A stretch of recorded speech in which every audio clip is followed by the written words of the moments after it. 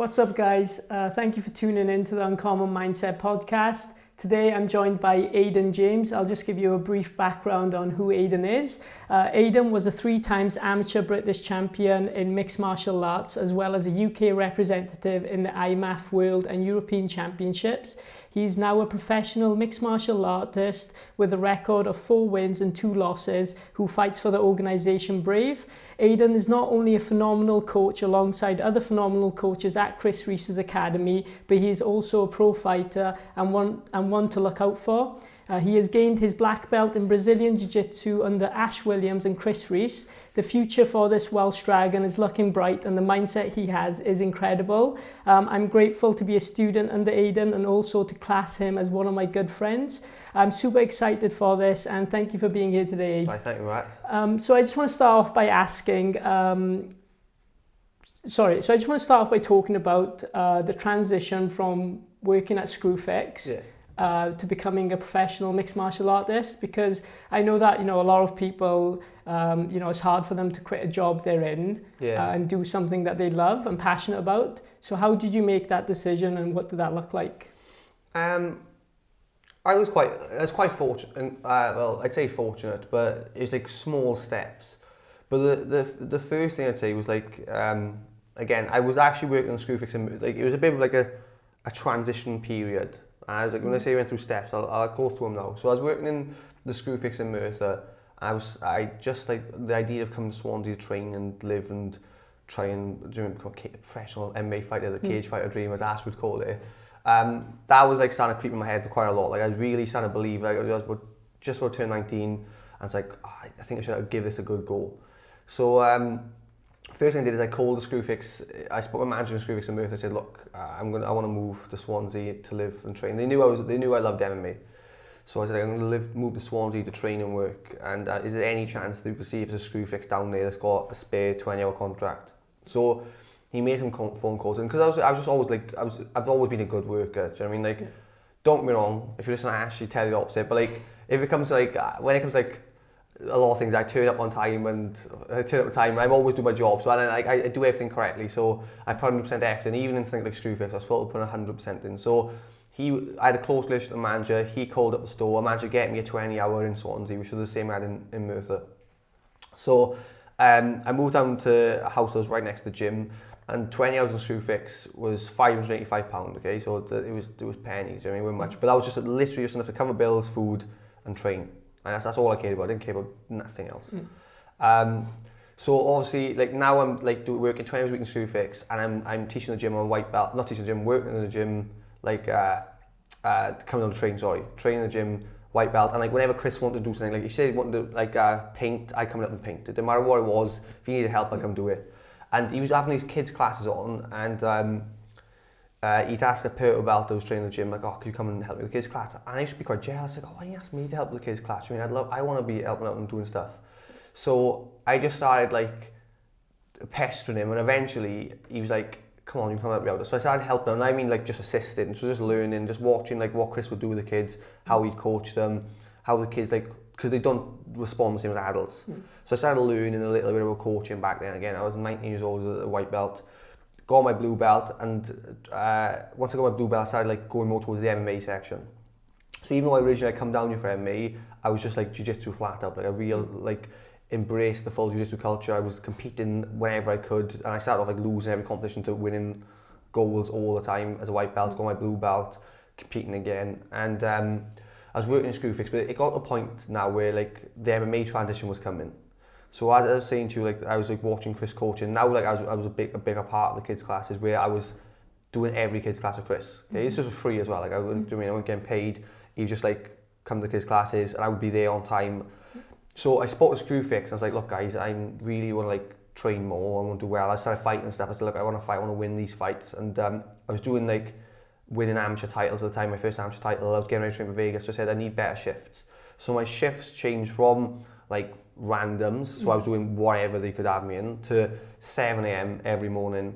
So Monday to Friday 7 a.m, Monday to Thursday 7 a.m. to 11 a.m. So I train 7 to 11, get a bus straight back to Forest Park, train 12 till 2 because we had a 12 o'clock jiu-jitsu session, go home, eat food, come back down with kids, teach the kids Chris till like 6ish, do the adults classes till about 9, lock up the gym, go home, 9:30, have food, bed for like 11:30, straight back up like 5 a.m. again, because I had to get a bus into town. The only bus I get was 6:05 in the morning for Screwfix, yeah. So the only bus I get from here was 6:05. I didn't have a car or nothing, so I'd get up at 5 a.m, like 5:20, I was feeling a bit cheeky, would rush through the entire day. So as you can see now, the steps are changing from being like, just working a job to working a job and coaching, but I wasn't getting paid. So like this, it started getting quite tough. As you can imagine, that routine is just non-stop. It leaves no space for anything. Like it was get up early, work, train, eat, teach, train, close the gym up, go to home, eat, do it again. So wicked for weight loss, but it's a lot of stress in the body. So one day Chris calls me and he's like, look, how about what they pay for 8 hours in Screwfix? And I was like, I worked out and he was like, I don't know, like £200 or something like that. And he was like, I'll pay you that to do the kids' classes. So I was like, what, I've got to do more? He's like, no, the kids' class you're doing now, I'll just give you that much money so you can take 8 hours away from Screwfix. And to me, that was like a dream, do you know what I mean? Like now, because I was doing it anyway, I was doing it for free. So I rang up Screwfix, I said, oh, can I drop to a 12-hour contract? And they were a bit gutted because they liked having me there. And they said, well, we'll have to be on random shifts. I was like, no, I can't. I still got to do my same shift, but I want a 12-hour contract. And just because I worked so well with them, and I was like, we got on very well. He sorted out for me, the new manager. And I was working and teaching and then training. And then that's what I built in. And then what happened was, again, I kept this worked quite well for me. So I started winning much more MMA fights again. I won another 2 British titles. And then I went pro. So it was a massive period from like, I'm sure it was 8-week period and I had 3 fights, 2 amateur fights, 2 title fights. One was winning a new belt, one was defending a new belt, and the third fight was going pro. So it was a crazy little period against like tough boys, and it was hard, but it was brilliant. And I think Ash was in the gym at the time now, and he was like obviously like made a lot of big changes to the business structure and the way we run our classes, and he was like, I think we should take Aidan on board. I was actually in this room that we're in right now, and I was eavesdropping. I could hear Ash, and he was like, look, how much? I could hear him say something to Chris, like, look, we can give him a little bit of money, and he can quit his job and he can go full time. And I was like, oh, and that's all I could do was ask you, hey, so I pretended to be all nonchalant. I was like, oh, hello, I could hear. I said, please be off me this job now. So he's like, how would you like to quit Screwfix full time now and train full time, but also go full time? So you'll pick up a couple of coaches, but we'll increase your pay to and I asked for like X amount, and he like said no, and he said you're having this, and it was again back to being pennies. Because what actually happened with the shift from the Screwfix to the coaching role, when Chris had paid me, I managed to pick up some extra hours in Screwfix. So now I'm earning about £800 a month, and to me I'm balling. I'm like, £800 a month's a lot of money in my head now. Do you know what I mean? It's not a lot of money to anyone, but for someone who's just training, fighting with like nothing else, do you know what I mean? Just my girlfriend who lives with her parents, it was just easy life. So he's like, it was like a decent pay cut, but it was to follow your dream. And there was the last podcast you talked to Ash about having that fear and that feeling. So I remember, like he said, just have a think about it first. Don't like just jump in. And I sat down. And I was like, "This is what you've always wanted." Like I'd go to work, and every morning I go to work, the other boys would be training. The 12 o'clock session, which I originally done, got moved to 10, so I had to miss it. So now I was training once a day, working and teaching, and still I was a bit more full time, but not as full time as I wanted to be. And then when the opportunity came, I was like, every time you're in work, you're thinking, I wish I could train, or I should be recovering, I should be doing something more. So the opportunity that you want, that you've been thinking about and dreaming about coming, is right in front of you, but it comes with all these risks. So, like, you mean like 50% pay decrease. Obviously, you may not go anywhere. There's no chance of this. It's just, do you want to coach and earn money for it, but have a lot less so you can train and follow fighting, or do you stick with the safe route? So it took me about 30 seconds. I was like, that's all I do. I don't care. Like, I took a risk moving down here in the first place. So I just accepted what they offered, and I was like, that's cool. And he did say to me, like, look, if you just work on your coaching, you could also do one-to-ones. You can teach people. You can obviously increase your pay, but you can earn other ways of earning money. So you're not always going to be in a bad situation. But he said the biggest thing, you've got to work for it. Like, I'm not going to give you nothing for free. And obviously I took that on board and just immersed myself, and now like I'm in this position now where I'm full time, left a job, which I actually didn't mind my job. You know, everyone's like, oh, I hate my job. Like, I didn't mind my job at all. Like, I enjoyed it, but I enjoyed the people, not the job. Do you know what I mean? Like, I worked with people I loved, and it wasn't just easy just to like quit, because reality was, if I wanted, I could have knocked all the stuff on the head, like training and that with my life. I could have gone like the managerial through Screwfix, but I didn't want to. Like, I knew that's not why I moved to Swansea and left my family and, do you know what I mean, made all these sacrifices for, didn't go to university and do the other things I could have done, because I was like, I wanted to pursue MMA. So when the opportunity comes to your face, everyone has like a vision of how it's going to come, like, oh, it's going to do this, it's going to do that. I don't know, you get signed to a big organisation. It doesn't work like that, do you know what I mean? Yeah. They sneak you these opportunities when they do come around, and sometimes you have your eyes open and seeing what's there and taking it. Yeah. And that's what I did with the gym one. So that was the slow step process. But the main thing like I took from it was the fact that I was always willing to sacrifice or give something, even if like it didn't have an immediate benefit. Like they weren't getting money for it. Like I was always willing to give time. Like them kids classes were coming down for free, they're hard. Like, and for anyone who teaches kids, I'll tell you, like, you don't want to do kids classes for free. No, yeah, no, wow, that's crazy. No, it is, sacrifice is so important when it comes to chasing a dream. 100%. And obviously, like you were, you know, sacrificing yourself and not earning money and doing what you want to do. You did touch on it as well, where you said that, you know, you told them that, you know, you want to go and do this full time. Did you have anyone that laughed at you when you told them that, you know, you want to be a professional fighter or anything like that? So like, I'm not like, I know I look massive now, but when I was in school, obviously I was really like, you know, I was a lanky, skinny kid, hyperactive, talks a million miles an hour, just whatever hard is, I was the opposite. Do you know what I mean? Like, whatever a tough guy, I was just not that. Do you know what I mean? I wasn't good at sports. I would always pick last for whatever team, like any team sport. I still am now. Like we do netball in the gym. I'm always picked last. But I tell people that genuinely, like, I got to a point I actually didn't want to tell people. I was like, I don't want to. Like, I know they're gonna laugh. Like they already have laughed. Do you know what I mean? And it seemed so. Like the person who's saying what he wants to do wasn't connected. And that's what people seen. They were like, this isn't like some strong, tough boxer kid. This is honestly like the skinny, lanky clown. And he's like, oh, I want to be a UFC fighter. Yeah. Like he just picked like the hardest looking sport in the world, and like that's what he said what to do. So I tell people and they'd laugh. Like even my best friends now, just like, you're mad. And I had a friend, talking about like the moving down to Swansea, I had a friend, Brad in my school, he was my best friend at the time. And we used to talk about the future. You know what you just talk like, and he's like, oh, I would love to have a job. He's like, I'd love a job of 27 grand a year, 30 grand a year max. Like, this was like aspirational. He's like, do you mean missus, nice house, decent car, and, do you know what I mean, just easy life. And I was just like, what? Like, that's it. Like, and I was like, it didn't make sense. I honestly I could not fathom what he said as a dream. I was like, that's my failure. Like, it's not a failure at all. But in my head, I was in for past the stars. Like, do you know what I mean? I want to go as far galactic as possible. So I'd say, like, I want to be a UFC fighter. I want to go to, like, be a world champion. He's like, it's just not going to happen. He just tell me, my best friend, he's like, look, it's just like, you're nuts. Like, he said, fair play if you want to try it. Like, but, like, that's just not going to happen. Like, look, but it was that mentality of, like, do you know when you say, like, you have a small town mentality? He would generally, like, look away, like, it's not going to happen. It don't happen to people like that. So he said, you just get a good job, put some money away, get a house, have your little family, and just have kids. And for me, I couldn't have got further. So I stopped telling people, even my own family. Do you know, even after I lost when I lost one of my first pro fight, the first pro fight I lost, my grandpa, the first thing he said to me is, when are you going to get a proper job? Like, I'm not getting a proper job. I am fighting.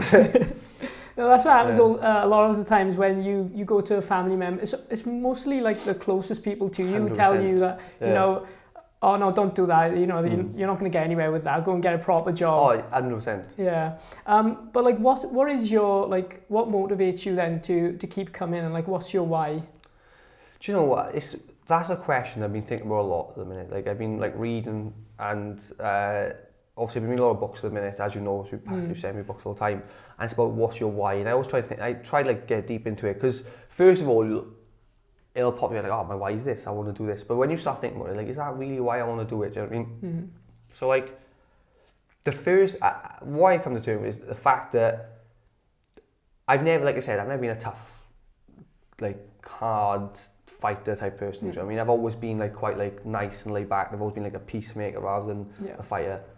But then also a part of me just loves the fact that the job is so crazy and not like what I meant to be doing, and so challenging, and also think that like anyone who sees me thinks you can't do that. Like if you saw me now, no one would think like you are this. For me, that's like inside. That's why I want to be able to reflect out. I want to be able to go and say to someone, I'm a world champion. Do you know what I mean? Like, and I like the fact that to do that would go against what everyone else thinks is normal. I don't want to do like, do you know what I mean? If I said to you now, oh look, I'm an accountant, you might go, oh, you know what, you look like an accountant. Do you know what I mean? Like, if I just wore some nicer clothes and put a shirt on, yeah, you probably look like a little skinny guy, do your taxes for you. But that's not what I want to do. And there's nothing wrong with like doing them things. But for me, like, I never just wanted to fit like someone else's mold. And when I grew up watching like fighting stuff, I would always like, because obviously I grew up with a single mother, so I didn't have like a strong male lead in my life. Like, I had my grandfather and he's brilliant, but again, he was older. Like, I didn't have like a hero to look up to besides fighters. And because my mother was into boxing and like martial arts stuff, and she got me into like watching MMA and UFC, I see these guys, and to me, these are the ultimate men. But I wasn't the ultimate man. Do you know what I mean? So that, I think that become my why. Is like, I just want to be super confident. I want to do something that's terrifying, because I don't even like fighting that much. Like, I'm terrified of it. It scares me, and that's why I do it. Like, it scares me so much that I have to go and get over that fear. Same with anything else. Like, if I'm scared of it, I have to go and do it. Like, brilliant. It's like an inner bitch. I get a bully myself. No, that's brilliant. You mentioned that obviously you grew up with only you know, your mother. What was that like? Was that a tough period for you? No, because it's always been me, my mum and my brother, it was pretty normal. To me, that was like normal. There was times like where you could have done with a male lead there. Do you know what I mean? I could have done with like a dad there, and a couple of occasions. Like, I remember when I joined the rugby team, right? The coach he's a knob, right? I'm allowed to swear. I won't swear. No, he was a knob, right? And he'd always be like picking at me and stuff. But one of the first questions he asked me was, "Who's your father?" Like, obviously I know who my dad is, like, but like, I was just like, "Oh well, I don't see him, so it don't matter." And he's like, it turns out that like if this coach knew who your dad was, he'd treat you a lot better, but he'd always be more of a dick to me because he knew there'd be no repercussions. So I'm not going to go and get my mum and say, "Mum, can you beat up the rugby coach? He's not nice to me." Like, that's not going to happen. But again, it was guys like that would fuel me to go, "No, do you know what? Like, I'm not going to need no one else. No one's going to need to look after me. Like, I'll look after me." Like, I love like everything in my life's not been given to me. Like, I pay for it, so I've always like enjoyed that. Like I say, my girlfriend's got like a nice family. They help her out. They look after her. Like, she's not spoiled, but it's a good. I always say like why I like won't buy stuff. She even agrees that I've done it all myself. So I mean, anything that I have is going to be from me. So no one can take it away, but I was like my own man, and that's why I wanted to become like my own role model. But it takes time, do you know what I mean? I'm still building to that now. Yeah, of course. Yeah, you keep like putting new goals and keep trying to reach for them. So the next question I had for you was like, what are your goals? Like, what is next for Aidan James? So I want to be a world champion, right, in MMA. Like, and I'd love to get to the UFC and become a UFC world champion, right? That's just like, but that's the goals you put out there and like you work towards. But like, as you know, it's better to have closer goals to you. So for me right now is, obviously I lost my last 2 fights, so it's not like, it doesn't look good for me. You lost 2 fights in a row. It's like that question point. I'm 26 years old now. Someone might be like, you're either going one way or the other. So now the immediate goal is to heal my hand, get back in and put a good win. I mean, like a fantastic performance, obliterate the next person I fight and show like, no, this is a world champion level person, not someone who's ready to just become a coach. Other than that, then I actually try not to think too far ahead into the future. I love the idea of like planning and being sensible. I know what future's going to come, but I don't fixate on that at the time. The biggest thing I've learned, especially during lockdown, was it's the immediate goals. It's the small wins. It's the little bits you can do daily. And it's the thing Ash has been teaching me, and I talk with him a lot, and it's always about just doing something to get better. Do you know what I mean? Ash is a very high level grappler, but he trained Polaris. He could be rolling with me. Like, I'm not a high level grappler. Like, I'm not going to be on Polaris fighting for the world title. Do you mean I can grapple, but I'm not. So you'd think that he'd want the highest level partners, but he doesn't. He just goes, I'm going to come and get where I want out of the session. So he'll try something and work and get small goals. And that mindset shifted to me. So whatever I can do to increase that one aspect, I'll do it. So small goals to go to the big picture. That's my big thing at the minute. No, that's great that you said that, because a lot of people, I think, they set too high goals, and then they get scared of them, and that's when they just stop. They're like, oh, I'm never going to reach that 100%. Goal, but you have to do the small steps, and then you will get to that goal. So you have the big one, and just the little mini wins, just that's like, just get that run in. I've done 20 kilometres this week, let's see if I can run 30 kilometres, you know what I mean? Just the small wins. Yeah. And I know that, a goal for you next is to be in the Ultimate Fighter, right? That's one thing that you really want to do. Yeah. Let's say if Dana White just messages you, right, and says, what is different? Like what is different that you bring that other fighters don't bring? What would you say to him? Besides, like, I'd say my mind mainly. It's like I say I'm not the brawler. I even watch the fight styles. I'm not a brawler. I'm usually like more of a thinking fighter. I like to. I'm a bit more tactile the way I approach the fight. I'm not a guy that goes in just relies on like raw natural athletic ability, because as I just told you, I don't have much. So it's more to do with like planning, thinking. But my brain is pretty switched on, especially fighting. Like that's what I need to bring back, and I feel like I'd bring that to the tournament structure. Yeah. And then I think that like I don't fit the typical fighter mold as well. So I assume that when you look at a lot of guys, you look at them and go, oh, he's a fighter. When you see me, you wouldn't think that. And I think that is a difference. That'll get other people watching, oh, maybe I could do this as well. Do you know what I mean? Yeah. You don't have to be the tough, burly guy. You could be the guy who likes chess. Yeah, of course. No, like I do think that you're different to a lot of fighters that I even watch and see, and even like at the gym as well. I think what does separate you as well is the hard work that you do, but also you're not afraid to like go to a different country and fight someone in their hometown, like, and be the underdog. Like you thrive under pressure. Yeah. Like it's kind of crazy to watch, because not a lot of people can crumble under pressure, but you just tend to like excel under pressure. I love it, and that's brilliant. Yeah, there's nothing better than getting booed. Well, yeah. Like when I love the idea. Like I also. Another crazy dream of mine. I want to be in the SAS when I was really young, do you know what I mean? So I want to be the SAS special ops. I want to be behind enemy lines doing stuff. Yeah. So obviously becoming a fighter, it's not really behind enemy lines. But then when we go to these other towns, like I secretly think in my head, when you see me in another country, you go in my head thinking, I'm a special, I'm a Marine. When I was in Bahrain last, I shouted about some people like, right, this is spec ops now. We're going in here, we're going to take this guy out, we're going to get out of here. But obviously didn't go the way I wanted, but that's what I'm thinking in my head. I'll dress in all black, you'll see me in black tracksuit, like when I'm going somewhere, it's for stealth. You know what I mean? That's what I'm thinking. That's brilliant, that is. No, I love that. So what does go through your mind when you like walk out to a fight? Like what's going through your mind? I'm usually pretty coherent, see? So I'm usually like, it's not like a mad rush. I'm actually thinking and I feel quite level. The last one I walked out, I was so I had my 5 bouncing, and first of all, like I'm all assessing the immediate. So whatever's in front of me, I'm just boom, I'm assessing that immediately. Like I can see it all, and I'm taking each bit of information and processing that. Usually I'm taught myself, but like it's not positive self-talk, it's not doubtful self-talk. It's neutral. It's like, right, I noticed that referee. I remember who he is.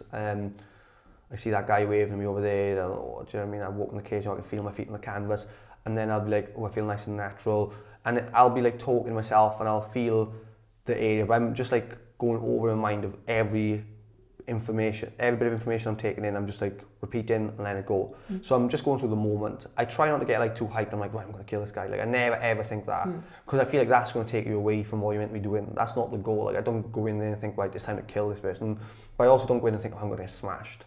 Never, like I never walk in and think like I'm going to get smashed. Only once I've ever felt I've always felt nervous. I always have been like a nervous person, but it's usually in the weeks before and like the week of and stuff. But when you see me walk out, it's gone. But the only other time I've ever felt like, oh Christ, is like my fight, I got knocked out. But that was in my head before it. Do you know what I mean? Like the week before, the night before, so I was lying in bed thinking, you're throwing over and right, you knocked me out in the first minute. I was just like manifesting the finish. That's the only time I've had like the negative self-talk as I walked out.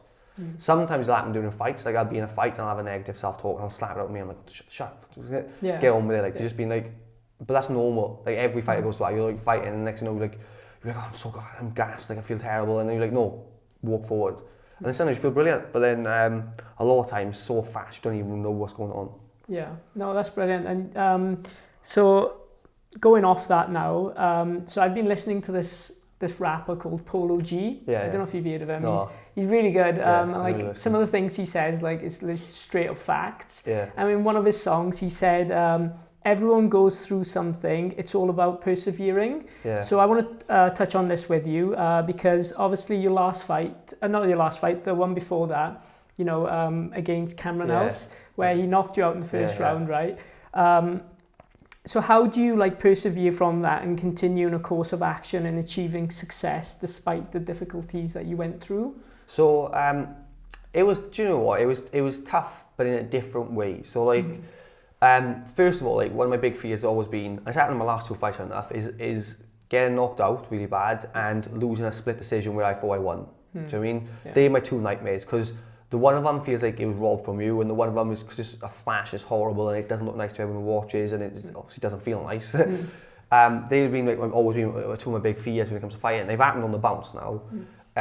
So the first thing was after that Cameron Else fight, I remember I was pissed off. Like I was just angry. I was fuming. I was just like I couldn't have worked harder. I couldn't have done anything better. Like I know I couldn't have. Do you mean like?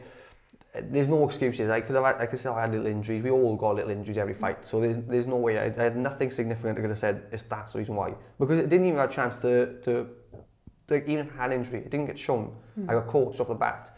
Then so I was annoyed. I was sitting there. I was thinking like you put all this effort into fighting. You do all these sacrifices. You do everything that you're told is right. Everything that's meant to get you to win, you do, and you didn't win.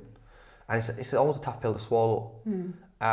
This thing that me and Ash talk about is the fact that we like said that do you think some people don't try 100% because they're scared that 100% isn't enough? And I believe that's very true. Right? I believe a lot of people don't try 100% because they're worried that when they do try 100%, it might not be enough. Yeah. And that's how I felt in that fight. It was like you give 100%, it just wasn't enough. Yeah. And then this last fight now, like I felt like I did everything right. I trained perfect. I did brilliantly. I didn't finish the guy. I ended up losing a split decision. And it's like, again, like you did 100%, it wasn't enough. But then, when I take a step back, going on to the perseverance section, like, but this is the game. This is what you do. This is part of fighting. You're not always going to win. The part of it is you went out there, you tested it, didn't work. You might be doing 100% for that one camp, but it doesn't mean that gets you the win. The other guy's training hard, he's doing 100% as well.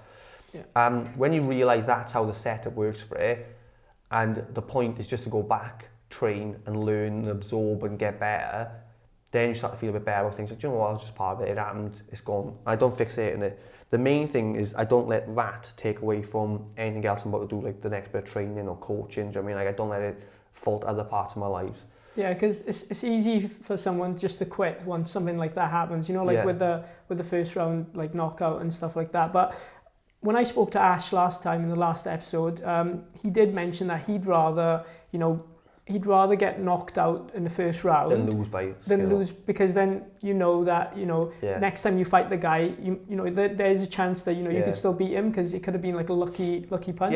Like it could have been lucky punch. Like as much as I like to think it was a fluke, at the end of the day you get caught. Like if you get knocked out, you got knocked out. Do you know what I mean? Like you got caught with the punch, and I wouldn't want to catch someone like that and then someone say, "Oh, it was lucky." Do you know what I mean? Like I threw the punch. Do you know what I mean? Like I purposely threw it to hurt you and put you out, and if it worked, that's what was my intention. Yeah. So the main thing I think is that for me, I've always feel like I've had good perseverance from growing up as a kid. Like when things would happen, like everyone has their own little family issues, and then you persevere through that. Then you persevere through other things, like I said, being down here, having no money, and just literally living on whatever you can to train. I've always feel like my perseverance has been pretty good. But the main thing I feel like that helps a lot is I enjoy what I do. Yeah, I feel like if you don't enjoy it, it becomes a lot more tougher. You got to like that next set of meaning, and like for me, like I feel like it's so not my purpose to do this, but I just feel like so connected to what I do, and I love what I do so much. Even when things are terrible and they don't go bad, I mean, give me my little grieving moment. Just go like that. I mean, let things be suck for what they are, and I come back to enjoy it. And then I read a good book by Viktor Frankl, and it's Man's Search for Meaning. It's a classic book, loads of people have read it. And it's about a guy who spent his time in an Auschwitz camp. He's a doctor, but he's like a psychologist as well. And he ended up coming out with his ideas on meaning and purpose, and the book's called Man's Search for Meaning. And it's how he persevered through all of that, like terrible, just torment and just everyone knows how bad Auschwitz Yeah. was. And obviously, getting knocked out's not Auschwitz. No, But of course, when you think like a lot of people would quit, when I was reading the book, I understood why I didn't want to quit. Do you know what I mean? For the first moment after, I remember sitting down and saying, I'm not doing this again. Do you know what I mean? Like that's the competitive side. But when I sat back, I was like, no, I love training, I love doing what I do, and I love traveling and getting to fight. Like I even love the idea of fighting. It's shit scary, and I don't actually sometimes enjoy fighting, but I love the idea of like training really hard, and someone has to train really hard, and you both meet up and you have a scrap and then go your separate ways. You know what I mean? No, I love the mindset that you have. It's incredible, honestly. It like just being around you, it makes you want to just like push further. It makes you want to go further. So you touched on earlier as well that you love reading, and just now you just touched on it. What's like a couple of books that you've read and that's like changed your mind, and like you would recommend to other people like listening? So the books that I really like, Atomic Habits, it's a brilliant book. So that's about like helping you. The guy who wrote it, like he's like designed a little platform, a pattern of how to set good habits and how to unwind bad habits. And as you can tell, you gave me a book called Compounding. Yeah. It shows the fact like it's them small daily things you do that add up over time, not really the big grand movement. Of course, yeah. So Atomic Habits is pretty good, and a book I recommend. So let me just go through them because I've got so many. I read books all the time. I read a book called Peak, which is a sports nutrition exercise book, but this book was brilliant. So it's by Dr. Bubbs. I know a lot of people don't like reading about like sports science nutrition so much, but this book outlines so much beyond that it makes you want to be a better human being than what you do yourself. Like it makes you want to look after your machine. Even if you didn't compete, you'd read it, and after seeing what's in foods and the benefit of extra sleep and just looking after the body better, I could tell anyone who would read it. It's a thick book, it's a long one as well, who would read it would want to improve. The Talent Code, I think it's the Talent Code or the Talent Gene, Talent Code. Talent Gene. It's a book about like, are people born talented, or are people talented by like nurture rather than nature? It's another excellent book, and especially like sports like me. I'm trying to think of some other books I've got. I know that loads. that you like the book I Will Teach You to Be Rich as well, I'll Teach You to Be Rich, that's a brilliant book. And that one's very good, especially someone like me who knew nothing about money, finances, how to sort your stuff. That one is by Ramit, yeah. I can't say it, Ramit. Yeah, but I forgot his last I'll name, Teach You to Be Rich is brilliant, because he also teaches you a better mentality towards money, rather than just being like, oh, I have to save every single penny and be properly scrupulous and I'm not going to let no one touch anything. Yeah. He teaches you to be like, John, if you want a coffee, go and have a coffee. But like, he says what's he saying? Like the things you love, spend on. Do you know what I mean? Like the things you don't love, cut back mercilessly. Do you know what I mean? If you don't really like use your Netflix or don't watch TV and stuff, then just cut back on all your TV subscriptions. Yeah. Do you know what I mean? If you don't really care about having the top mobile phone, you just want to look at a couple of apps, just cut back and spend all that money and save it all for like, I don't know, if you love travel and go all out. Do you know what I mean? Like pick the best hotels if it's the experience you enjoy, and that for me changed my mindset a lot of things as well, because I love traveling. Yeah, of course. Yeah, like he talks about like you need to pay yourself first rather than paying anyone else anything. Yeah, definitely. And that book I recommend to anyone listening as well. Yeah. But yeah, no, thank you so much, Aid. Thanks for your time and stuff. Right, and I think that, the mindset that you have, it does make you an uncommon person. You really are. But yeah, what I'll do is, guys, I'll put Aidan's social media down below as well, so you can go and check him out. 2021 is going to be a huge year for him, and I do believe that he's going to be a champion soon, honestly. We'll hopefully watch it back when I am. Well, yeah, hopefully, yeah. Thank you again, guys, and see you next time.